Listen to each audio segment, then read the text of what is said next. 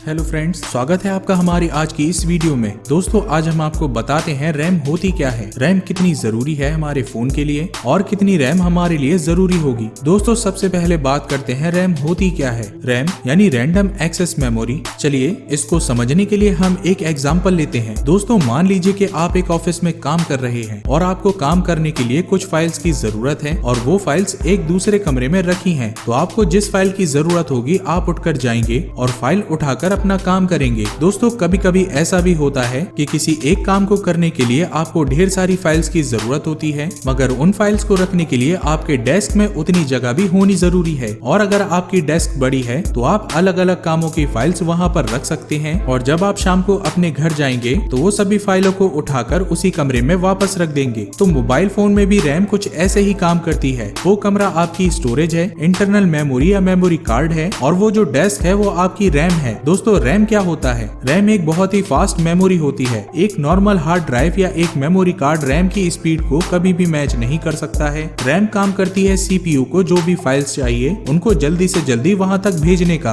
अगर आपने कोई गेम इंस्टॉल किया है और आप उस एप्लीकेशन पर क्लिक करते हैं, फिर वो वहां से उठकर रैम में आ जाती है, ताकि जब तक आप वो एप्लीकेशन यूज करें तब तक रैम से और सीपीयू के बीच में वो जल्दी जल्दी इंफॉर्मेशन को भेज पाए और रिसीव कर पाए। इसलिए कहते हैं कि जितनी बड़ी रैम होगी वो उतनी ही मल्टीटास्किंग के लिए उपयोगी होगी। चलिए अब बात करते हैं कि रैम कितनी जरूरी है। देखिए, जहां तक आज के मॉडर्न फोन्स की बात करें वो 2 GB रैम तक के होने जरूरी हैं, क्योंकि आजकल के जो एप्लीकेशन के साइज काफी बड़े होते जा रहे हैं। मगर 2 या 3 GB है तो काम कुछ बन सकता है, क्योंकि दोस्तों रैम एक ऐसी चीज है जिसे आप बाद में अपग्रेड नहीं कर सकते। रैम जो है वो आप सिर्फ कंप्यूटर और लैपटॉप में बढ़ा सकते हैं। मोबाइल फोन्स में आप रैम को बिल्कुल भी नहीं बढ़ा सकते हैं। बहुत से ऐसे लोग हैं जो ये सोचते हैं कि फोन को रूट कर लिया है तो आप रैम बढ़ा सकते हैं। तो दोस्तों, ऐसा कुछ भी नहीं है। रैम की बहुत ही हाई स्पीड होती है। तो क्या आप उस हाई स्पीड मेमोरी को आप अपनी इंटरनल स्टोरेज से कंपेयर कर सकते हैं? तो ऐसा नहीं हो सकता है। उससे आपका फोन स्लो हो जाएगा। आपने काफी सारे ऑप्शंस देखे होंगे कंप्यूटर और विंडो में कि पेन ड्राइव को रैम बना लीजिए, तो वो सिर्फ एक टेम्पररी सॉल्यूशन है। जो असल में रैम अपग्रेड करेंगे वो कहीं पर भी उसको टक्कर नहीं दे सकती है। दोस्तों, रैम में एक और खास बात होती है। रैम की स्पीड सभी 2 GB की रैम एक जैसी नहीं होती और ना ही 3 GB की रैम एक जैसी होती है। दोस्तों, प्रोसेसर के अंदर भी एक स्पीड होती है जिसे हम गीगाहर्ट्ज बोलते हैं,